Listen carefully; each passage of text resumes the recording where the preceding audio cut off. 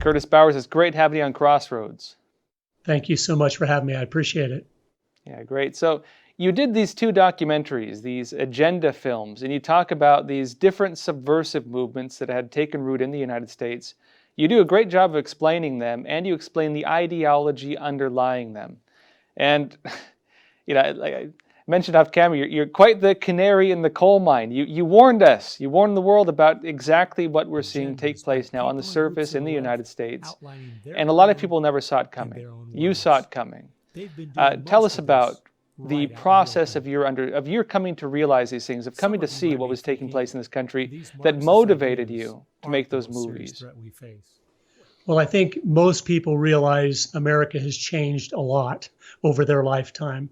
And as a father, I noticed that and started to dig in and said, why has it been changing so much? And always in the wrong direction.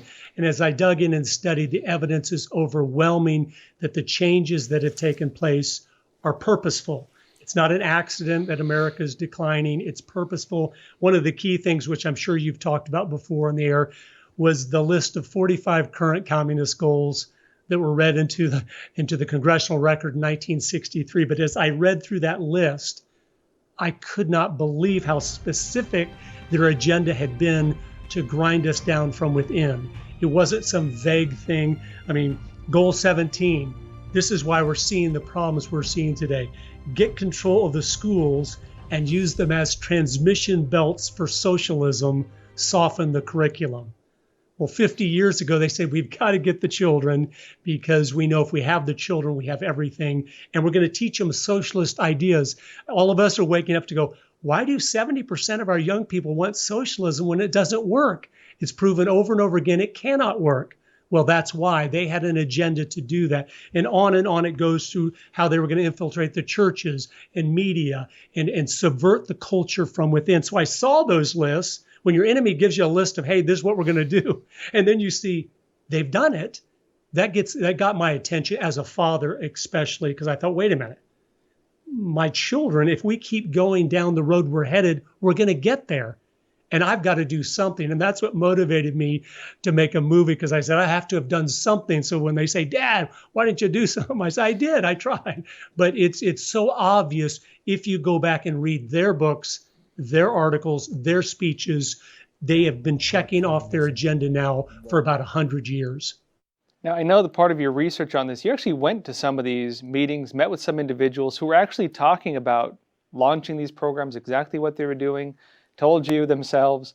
What were some of the things you heard? I mean, because a lot of people, when they think about socialism, they're like, oh, what do you mean, like sharing? What do you mean, like, taxing the wealthy? They don't understand the idea that it might include things like, for example, subverting, the media, subverting the church, like the World Council of Churches, like the Soviets did. They don't understand that it might entail attacking the family unit. And these are foreign concepts to a lot of people, but I understand in your research you met people who talked about this, who said, yes, this is what we're doing. What were some of the things you were told? Well, back in 1992, I went to a meeting at University of California, Berkeley, where the Communist Party USA was breaking off a new group called the Committees of Correspondence. Sounds so wonderful. It always does.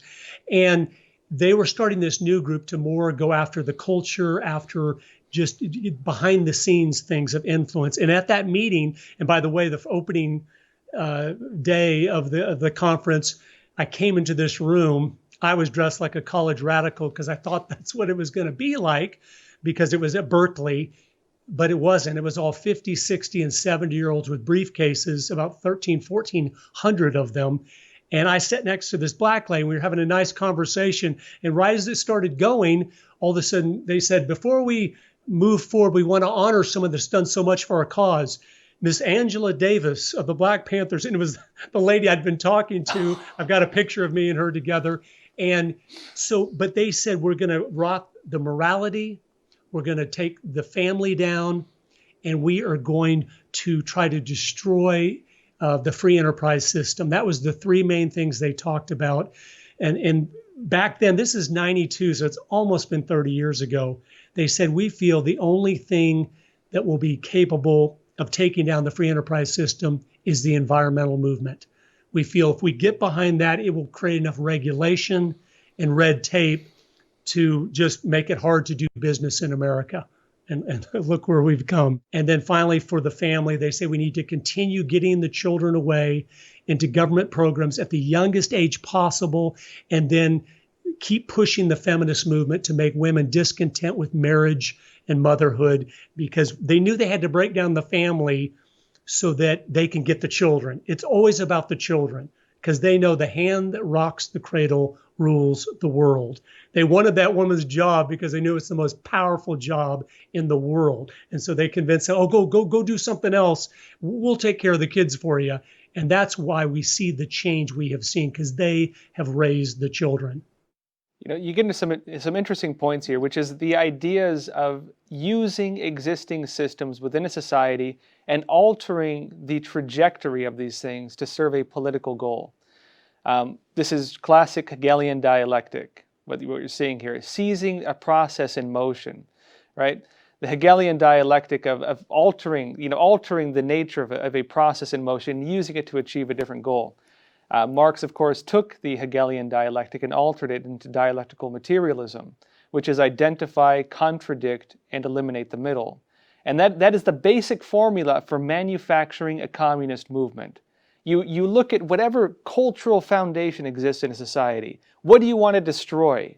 What is the opposite of that value you're trying to destroy? And then how do you build a movement around the inversion of it in order to agitate it, wear it down, and destroy it?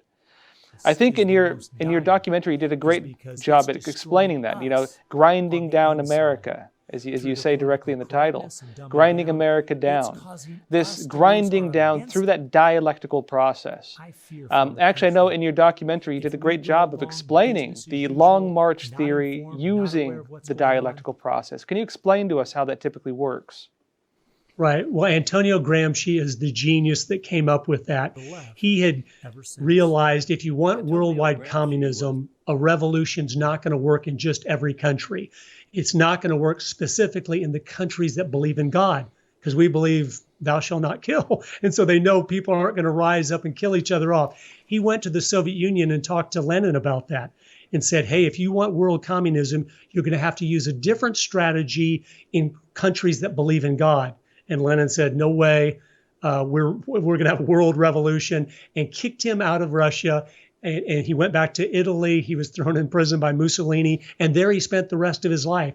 And he's the one that wrote down a 2,000-page book called Notes from Prison. He wrote down the strategy. He said you have to infiltrate the institutions of influence and use those to change the people from within. So you're over time, through education, through media, through entertainment, you are slowly changing the people themselves. And he said, till one day you'll awake and you will have a people that not only want what you're selling, they'll need it. Because the moral fiber will have been broken down, the character so much. They need big government. They literally can't take care of themselves. They have not the character or the virtue to do that. And so that's what has happened. And that's why they've been so successful, because as they keep dumbing each generation of Americans down, and they keep doing what Karl Marx said, the first battlefield is the rewriting of history. So they don't know where they came from, which means they don't know where they're going to be going. And so they're in confusion. And then you hit them with so many attacks, like you were talking about, and you guys always are addressing so many attacks. They don't know what to do. You're being overwhelmed. What's going on? And you never have time to stop and reflect and to focus in and to figure out, okay, what is this? What is this?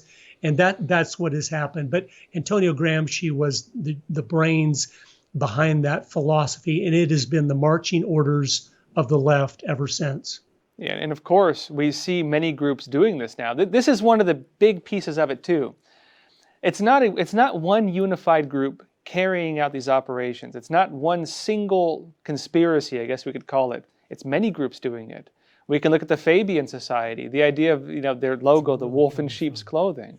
That was the idea of infiltrating the institutions, gaining high-level positions within them, and then redirecting them to serve the interests of the communist movement.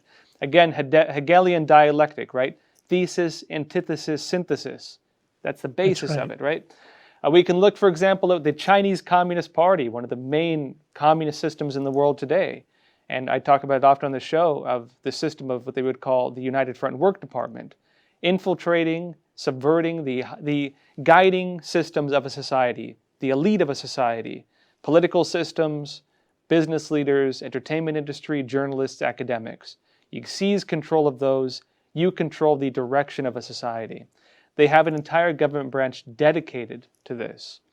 And I think you've done a good job of explaining, really, you talk about the surface structures, but you talk about the guiding ideology behind these things. Now, I'm curious in terms of what we see on the surface now. It's interesting with Black Lives Matter, for example. Some of the founders of it have said that, it's not the movement that I joined. It's not what it was when I started. There are people saying it's been subverted, that there are radical individuals who've taken control of the movement and turned it into something they never wanted it to be. I've personally spoken with police officers. They say that actually, one of the ways they dealt with the protests and riots was just through engagement.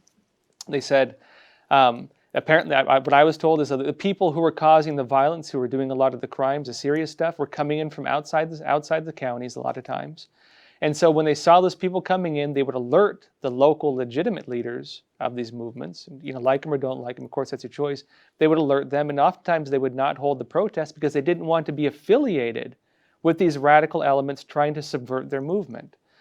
But we see this, the idea that a radical movement, and for those of you who watch this show, we had Trevor Loudon on recently who talked specifically by name of these organizations that have in fact orchestrated a lot of these riots, most of them through Freedom Road Socialists, and two different branches of it. And really, again, we're seeing this happen right now. I'm curious, based on your analysis and this agenda, again, we're seeing it take place broad as day, on the surface. Democratic Socialists of America, even on their Twitter page, a lot of their main operatives are talking directly about the revolution. A lot of the groups, Communist Party USA, these different radical socialist organizations, the term they're using now is revolution, as things are unfolding right now on the surface, plain as day for us to see. What is the agenda behind this? Well, I think what Americans need to understand is that all of these things coordinated together, they're organized, they're purposeful, and it is really simply a Marxist revolution to take us down from within.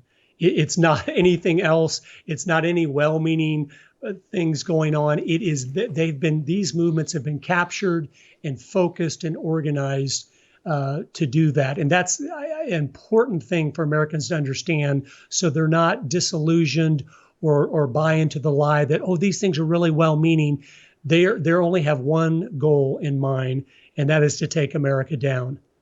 Hey, Curtis Bowers, really appreciate you being on the show. Thank you.